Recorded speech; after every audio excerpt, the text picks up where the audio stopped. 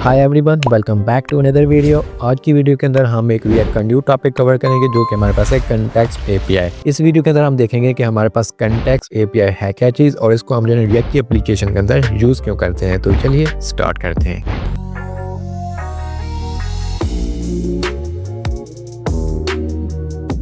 तो सबसे पहले हम यहाँ पे देख लेते हैं कि हमारे पास कंटेक्स्ट एपीआई है क्या चीज़। बेसिकली कंटेक्स्ट एपीआई हमारे पास रिएक्ट के अंदर एक फीचर है जो हमें अलाउ करता है कि हम जो है ना स्टेट को और डेटा जो हमारे पास आ रहा है उसको हम जो है डिफरेंट कंपोनेंट के अंदर जो है ना शेयर कर सकते हैं without using a props man. ठीक है, अब हमारे पास क्या है, एक हमारे पास जो है ना कंपोनेंट का ट्री है। अगर उसके अंदर हम डेटे को शेयर करना चाहते हैं, ठीक है, एक कंपोनेंट से दूसरे कंपोनेंट के अंदर, तो हम जो है ना प्रॉप्स का यूज़ करते थे। ठीक है, तो हमने जो है ना मैन्युअली वहाँ पे प्रॉप्स का यूज़ करना होगा। लेकिन हम क्या करते हैं, हम प्रॉप्स की बजाय हम जो है ना कंटेक्स्ट एपीआई का यूज़ कर लेते हैं, जिसके अंदर हमें क्या होता है कि हम एक जगह पे जो है ना डेटे को सेंट्रलाइज कर देते हैं और देन उसके जो है ना हम किसी भी कंपोनेंट के अंदर यूज़ कर सकते हैं। तो यहाँ पे जो है ना मैं आपको एक जो है ना डायग्राम की हेल्प से जो है ना यहाँ पे समझा देता हूँ। अब यहाँ पे देखो, हमारे पास जो है ना एक बेसिक सा लेआउट है हमारी एप्लीकेशन का। ठीक है, जो हमारे पास यानी कि एक मेन रूट है HTML, उसके अंदर हेडर आ रहा है, बॉडी आ रहा है, और इस बॉडी के अंदर हमारे पास दो सेक्शन है। ठीक है, एक सेक्शन 1, सेक्शन 2। सेक्शन 1 के अंदर हमारे पास डिव आ रहे हैं और इसके अंदर जो है ना हमारे पास सेक्शन 2 के अंदर हमारे पास H1 और बटन आ रहा है। अब हम क्या कहते हैं, यहाँ पे हम किसी भी जो है ना कंपोनेंट, फॉर एग्जांपल ये सेक्शन 1 एक हमारे पास कंपोनेंट है और डिव हमारे पास एक कंपोनेंट है और पी हमारे पास कंपोनेंट है। अब हम इनके अंदर जो है ना डेटे को सेंड करना चाहते हैं। हम चाहते हैं कि बॉडी से डेटा हो इस सेक्शन के अंदर, वो तो हम इजीली कर लेंगे। ठीक है, प्रॉप्स का यूज़ करके हम इस सेक्शन के अंदर डायरेक्टली जो है ना ऐड कर लेंगे डेटे को। लेकिन इसके अंदर हमारे पास एक मसला आता है कि अब हम चाहते हैं कि हम बॉडी वाला जो डेटा हो ना उसको डायरेक्टली हम क्या करें, पी के अंदर जो है ना कंपोनेंट के अंदर यूज़ कर लें। तो इसमें क्या होगा कि हम जो है ना यहाँ से लेके आएंगे सेक्शन के अंदर, सेक्शन के बाद डिव के अंदर आएगा, डिव के बाद जो हमारे पास पी के अंदर आएगा। तो हम मैन्युअली जो है ना प्रॉप्स का यूज़ करेंगे यहाँ पे।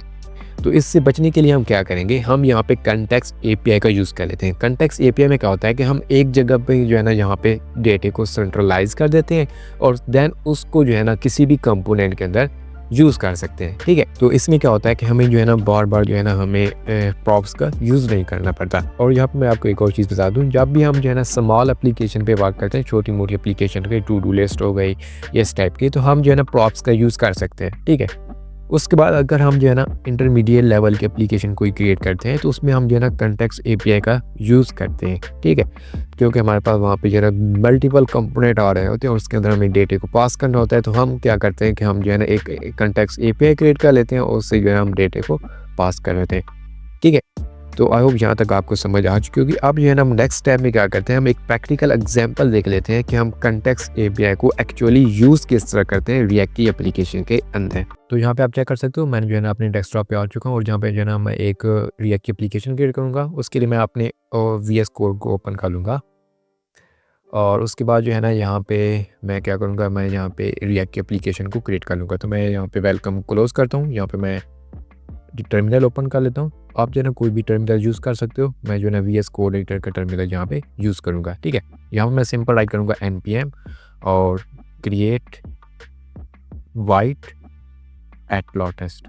ठीक है, मैं जो है ना वाइट सर्वर का यूज़ करके जो है ना रिएक्ट एप्लीकेशन को यहाँ पे क्रिएट करूँगा। और यहाँ पे सबसे पहले ये हमें कह रहा है कि अपने प्रोजेक्ट का नेम यहाँ पे मेंशन करो। तो यहाँ पे मैं सिंपल राइट कर दूँगा कंटेक्स्ट एपीआई। आप कोई भी नेम यहाँ पे राइट कर सकते हो। दैन उसके बाद हम सिलेक्ट कर लेंगे रिएक्ट को। दैन उसके बाद हम यहाँ पे जावास्क्रिप्ट और यहाँ पे हमारे पास जो है ना एक फ़ोल्डर क्रिएट हो जाएगा कंटेक्स्ट एपीआई नाम से। अब मैं टर्मिनल यानी कि VS कोड एडिटर को क्लोज करता हूँ और यहाँ पे हमारे पास यहाँ पे देखो एक फ़ोल्डर क्रिएट हो चुका है। अब इसके अंदर जो है ना मैं इसको ओपन करता हूँ, अगेन ओपन विद कोड। तो यहाँ पे हमारे पास VS कोड एडिटर ओपन हो जाएगा। ठीक है, अब अगेन मैं यहाँ पे क्या करूँगा, मैं टर्मिनल ओपन कर लूँगा। अब हम उसी फोल्डर के अंदर आ गए कंटेक्स्ट एपीआई के अंदर और यहाँ पे टर्मिनल के अंदर सिंपल मैं यहाँ पे राइट करूँगा npm i। तो हमारे पास जितने भी पैकेज होंगे वो हमारे पास यहाँ पे इंस्टॉल होना स्टार्ट हो जाएंगे। तो यहाँ पे आप चेक कर सकते हो हमारी एप्लीकेशन प्रॉपर्ली इंस्टॉल हो चुकी है। अब इसको जो है मैं यहाँ पे रन कर लेता हूँ। तो उसके लिए हमारे पास यहाँ पे कमांड आती है npm run day। तो यहाँ पे हमारे पास हमारी एप्लीकेशन जो है ना लोकल सर्वर के ऊपर स्टार्ट हो चुकी है। ठीक है, यानी कि उसकी रनिंग यहाँ पे। तो यहाँ पे मैं इसको क्लिक करूँगा इस लिंक के ऊपर तो यहाँ पे देखो हमारे पास जो है ना हमें जो है ना ब्राउज़र के अंदर कुछ इस टाइप की आउटपुट मिल चुकी है, ठीक है। बाय डिफ़ॉल्ट जब भी हम जो है ना वाइट सर्वर का यूज़ करके रिएक्ट एप्लीकेशन को इंस्टॉल करते हैं तो हमें यही जो है ना डिज़ाइन मिलता है। अब हम क्या करेंगे, हम जो है ना अब कॉन्टेक्स्ट एपीआई की एग्जांपल यहाँ पे देख रहे हैं, तो मैं जाऊँगा वीएस कोड एडिटर के अंदर और टर्मिनल को जो है ना मैं यहाँ से क्लोज़ कर दूँगा। उसके बाद हम जाएँगे एसआरसी फ़ोल्डर के अंदर और एसआरसी फ़ोल्डर के अंदर जाने के बाद हम यहाँ पे यूज़ जो है ना ओपन कर लेंगे app.js फाइल अंदर को और इसको जो है ना यहाँ से मैं रिमूव कर देता हूँ, ठीक है।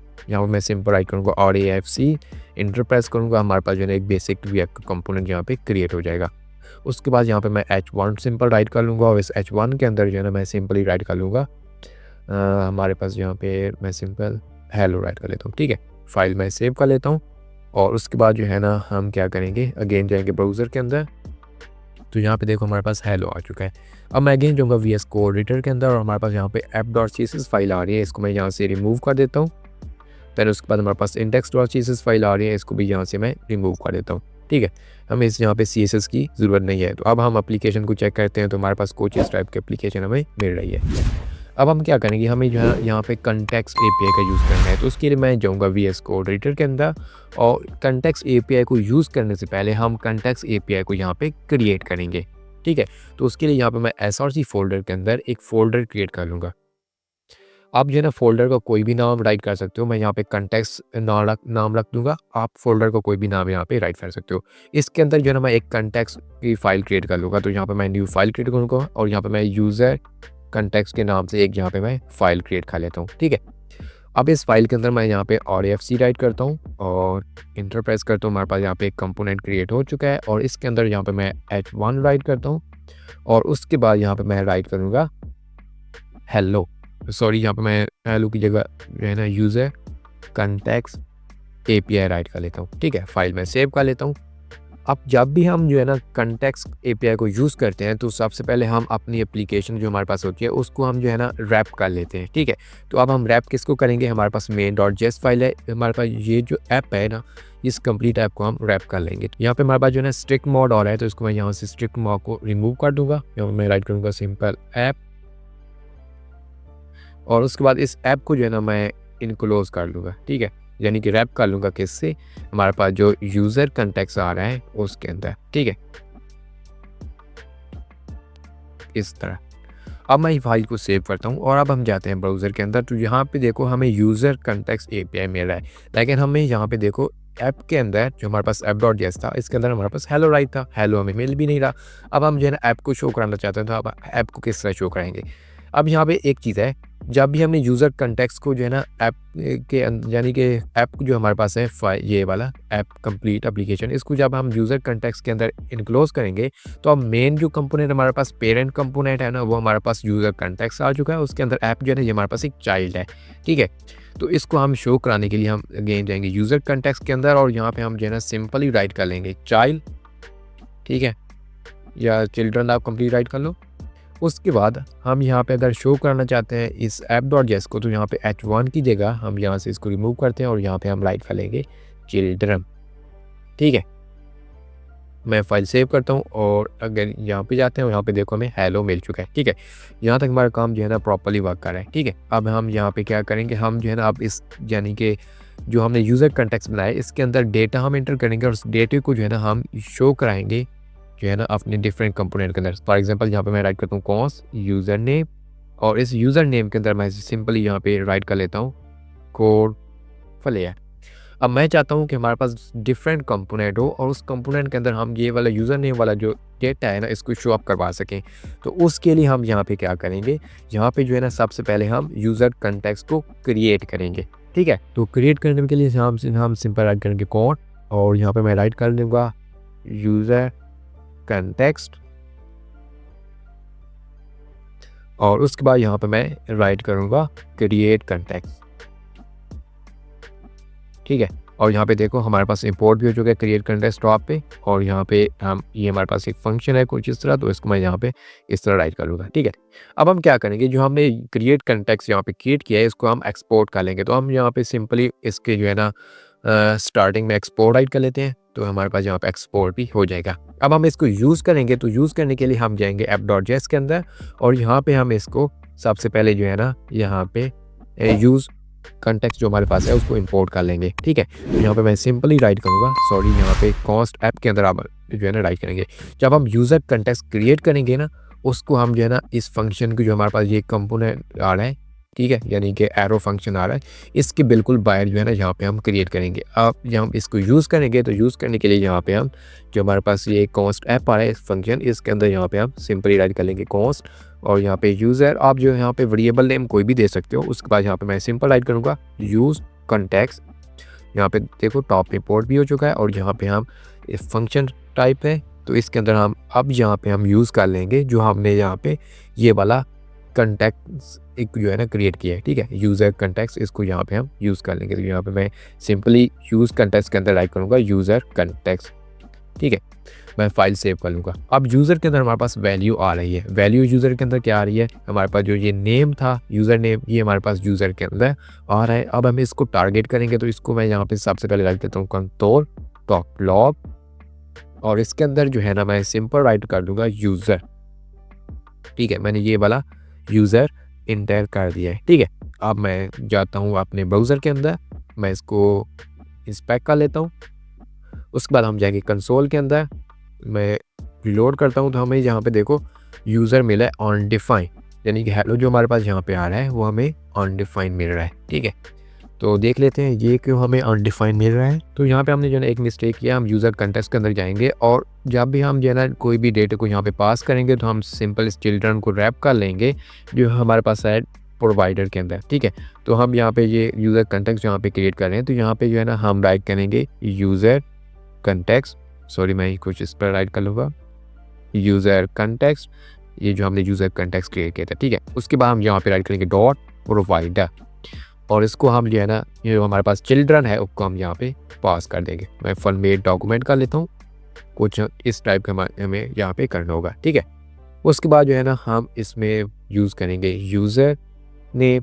ठीक है, या यहाँ पे आप वैल्यू भी राइट कर सकते हो, आप यहाँ पे कोई भी एट्रीब्यूट यहाँ पे राइट कर सकते हो। उसके अंदर आपने पास करना होगा ये वाला यूज़र नेम वेरिएबल, क्योंकि हम इसी डेटे को जो है ना सेंड कर रहे हैं और इसी को हम एक्सेप्ट कर रहे हैं। ठीक है, मैं फाइल को सेव करता हूँ, अगेन जाते हैं ब्राउज़र के अंदर, और आई होप आप जो है हमारे पास प्रॉपर्ली वर्क करिएगा। यहाँ पे देखो हमें वैल्यू मिल चुके हैं कोड फ्लेयर, तो हमने यहाँ पे डेटे को गेट कर लिया।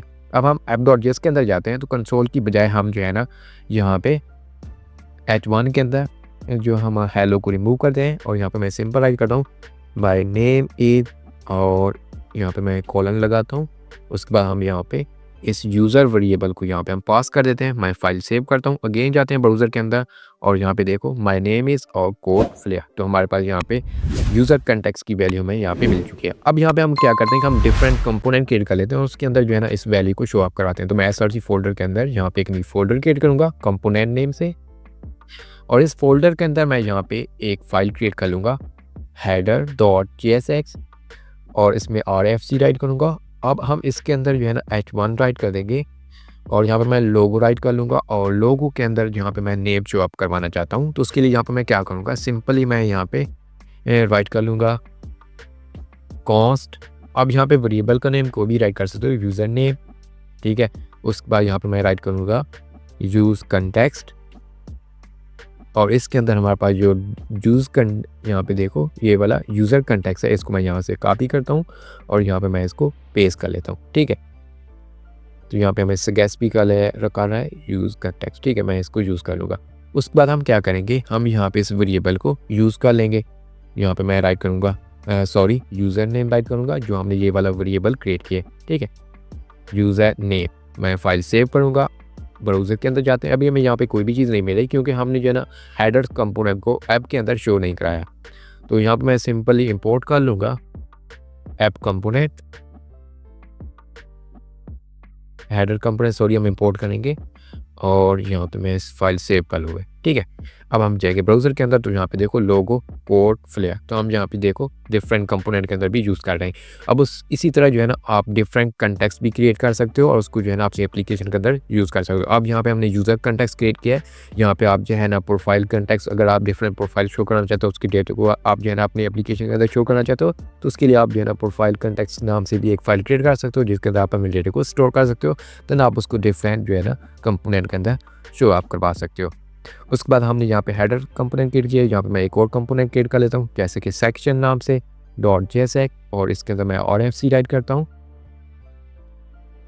और उसके बाद यहाँ पे h1 मैं राइट कर लेता हूँ और यहाँ पे मैं राइट करता हूँ दिस सेक्शन फॉर यूज़र, और यहाँ पे मैं सिंपली यहाँ पे मैं यूज़र नेम राइट कर लूँगा और ये बिल्कुल यहाँ पे टॉप पे मैं क्रिएट भी कर लेता हूँ।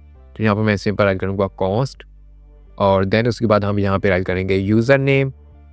यहाँ पे मैं सिंपल राइट करूँगा यूज़ कंटेक्स्ट, और इसके अंदर जो है ना मैं यूज़र कंटेक्स्ट यहाँ पे राइट कर लूँगा। ठीक है, यहाँ टॉप पे बोर्ड भी हो चुका है, फाइल सेव करता हूँ और यहाँ पे मैं इसको अब हम जो है ना यूज़ भी कर लेंगे ना app.js के अंदर यहाँ पे।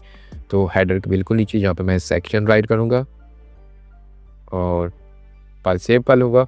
देन यहाँ पे देखो this section for user code flair, तो यहाँ पे हम जो है ना इस वैल्यू को गेट कर रहे हैं। तो इस तरह जो है ना आप कॉन्टेक्स्ट एपीआई का यूज़ करके अपने डेटे को जो है ना डिफरेंट कंपोनेंट के अंदर शेयर कर सकते हो और जो भी आपके पास स्टेट्स हैं उसको भी आप जो है ना शेयर कर सकते हो। आई होप ये वीडियो आपके लिए हेल्पफुल रही होगी। Thanks for watching and I will see you in the next video.